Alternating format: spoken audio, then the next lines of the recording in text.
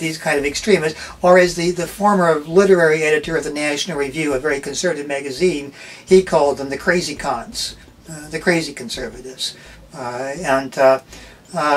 These people were always around before Obama. They were beginning to line up with George Bush when he began to bail out the banks and such. They were already ticked off with George W. because he hadn't won the war in Iraq, and that he hadn't followed through on some of those ultra-conservative things that you wanted. But so I don't think you can chalk it all up to race, but I think race does play a significant role in that, simply because, with the election of Obama,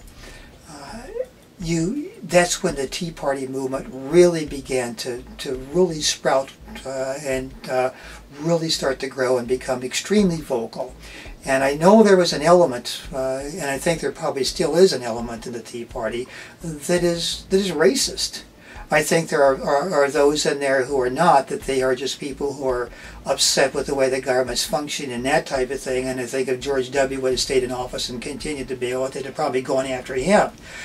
But I think at times the virulence of this hatred of Obama, I think race does play an issue. Now you got to remember too, some of the conservatives hated Bill Clinton.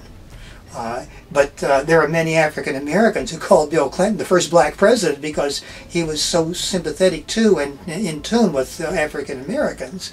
But I think race, I think it does play an issue, because there's a lot of people who just don't want to see a black person in the White House.